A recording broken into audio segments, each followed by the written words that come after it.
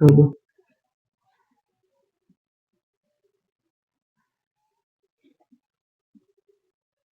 Start है ना। Polynomial है, क्लास 10th का दूसरा चैप्टर, ठीक है। और इसके प्रीवियस क्लास में सारा बेसिक खत्म कर दिए थे, और बेसिक नहीं था, वो क्लास 9th था, और इसलिए पूरा बता दिए कि अपना जो भी बच्चा रहेगा उसको बिना टीचर के भी वीडियो से ही सारा समझ में आए, ठीक है। तो अभी जो हम देख रहे थे कि तुम इधर आ जाओ, इधर आके बैठो। तो अभी जो हम देखने वाले हैं, पॉलिनोमियल देखने वाले हैं। अच्छा, पॉलिनोमियल में जो हम लास्ट क्लास में चर्चा किए थे वो ये था, अगर कुछ बच्चे हैं प्रॉब्लम हो तो बोलना है, value of a polynomial, of a polynomial, यही था ना। वैल्यू ऑफ अ पॉलिनोमियल देखे थे, और फिर क्या देखे थे, zero of a polynomial, of a polynomial. ये सब 9th क्लास में ही पढ़ना होता है। और इधर अभी तक जो वीडियो बना है जितना भी क्लास का, उस सब में यही डिस्कस किए हैं, ठीक है। कोई दिक्कत नहीं ना। तो आज हम चर्चा करेंगे, थोड़ा सा इसको और थोड़ा बढ़ा देते हैं। Value of a polynomial 2-4 question करवा देते हैं, और जीरो ऑफ अ पॉलिनोमियल पे भी 2-4 क्वेश्चन करवा देते हैं। उसके बाद फिर हम आगे क्या चर्चा करेंगे, ठीक है। देखो एक्सपोज करो इसको।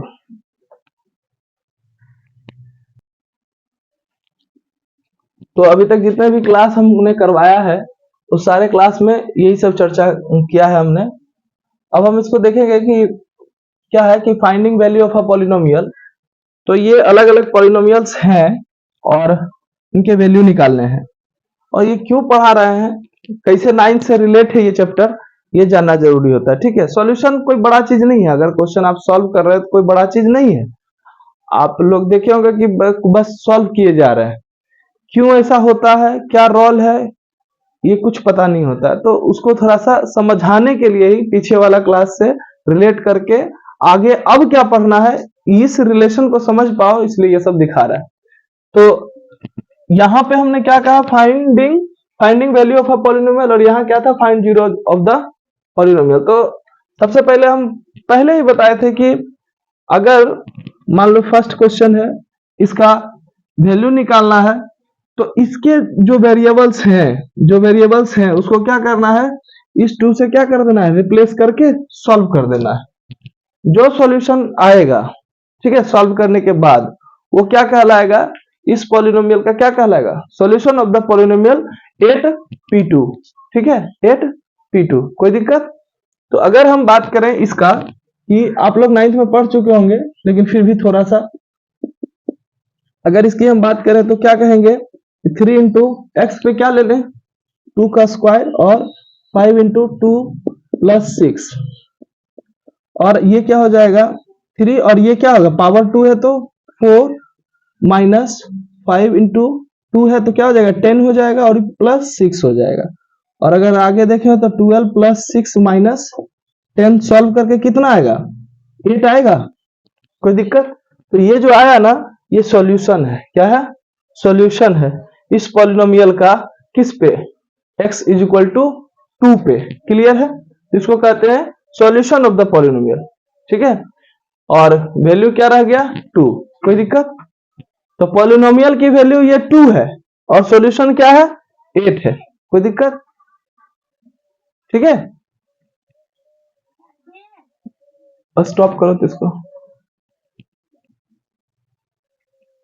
अब अगर नेक्स्ट क्वेश्चन की बात करें, क्वेश्चन नंबर 2 को, तो देखेंगे क्या है, x square minus √2x plus 1, और किस वैल्यू पे है, 2√2 की वैल्यू पे है।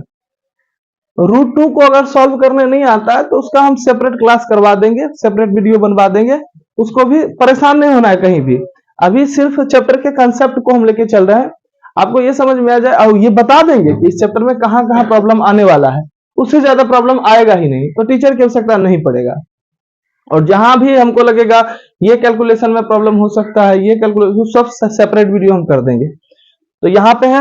अब अगर इसकी बात करें तो रख दें इस वैल्यू को, तो 2√2 स्क्वायर माइनस √2, फिर x की वैल्यू पे क्या आएगा, 2√2 प्लस 1। अच्छा हम जानते हैं 2 का क्या हो जाएगा 4, और रूट ऑफ 2 का स्क्वायर क्या होता है 2, माइनस यहां से √2 इंटू √2 क्या हो जाएगा 2, और ये वाला 2 प्लस 1, अब क्या हो गया 8 माइनस 4 प्लस 1, अब क्या हो गया 9 माइनस 4 क्या आया 5। तो ये क्या है सॉल्यूशन है किस वैल्यू पे 2√2 की वैल्यू पे इस पॉलिनोमियल का। ठीक है, अब अगर हम तीसरे क्वेश्चन की बात करें तो तीसरा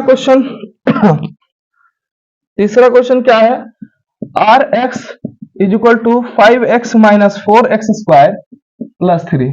एक क्वेश्चन पूछते हैं, इतना क्लास आप लोगों को करवाए है ना, एक क्वेश्चन पूछ रहे हैं, जवाब देना है, ये नहीं कि वीडियो चल रहा है तो नहीं जवाब देंगे, नहीं नहीं देना है।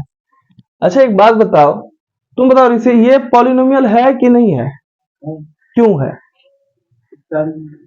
पॉलिनोमियल क्यों है बताओ आयुष। इसका पावर पावर क्या है नॉन इंटीग्रल है, बेटा रिवाइज करो थोड़ा सा, ठीक है। ये क्या है पावर नॉन इंटीग्रल है। उसके बाद अगर इसकी हम बात कर लें -4x स्क्वायर 5x प्लस 3, बस ये ऐसे लिखा हुआ है, क्या कोई दिक्कत है क्या। ये तो a क्या है रियल नंबर है। अगर हम पॉलिनोमियल के स्टैंडर्ड फॉर्म को देखें तो स्टैंडर्ड फॉर्म क्या होता है ax square plus bx plus c के फॉर्म का होता है, बस इतना सा है। हालांकि इसको चर्चा नहीं पीछे कर दिए चर्चा, आप पीछे रिवीजन करें, ठीक है। रिवीजन सबसे बड़ा रोल निभाता है पढ़ाई में, पढ़ाई में क्या किसी भी फील्ड में प्रैक्टिस, ठीक है। तो ये क्या है, ये एक पॉलिनोमियल है, और कौन सा पॉलिनोमियल है क्वाड्रेटिक पॉलिनोमियल है, क्योंकि अच्छा बताए होंगे आप लोगों को क्वाड्रेट बताए थे, क्वाड्रेट का मतलब ही होता है क्या स्क्वायर, क्या होता है स्क्वायर। समझ में आ रहा है कि नहीं आ रहा है, और परेशान ना हो, इसका एक अच्छा पीडीएफ स्ट्रक्चर्ड वे में बना करके बहुत इजी लैंग्वेज में आपको डिस्क्रिप्शन बॉक्स में मिल जाएगा, और तुम लोग भी राइट मत करना, हम प्रोवाइड कर देंगे, ठीक है। सिर्फ समझना है यहाँ पे। तो यहाँ पे ये हो गया पॉलिनोमियल। अब अगर इसकी बात हम करें, हम कर क्या रहे थे, वैल्यू क्या है -1, इसके सॉल्यूशन को देखना है तो रख दे। अब अगर रखेंगे तो क्या आएगा -4 into -1 square plus 5 into -1 plus 3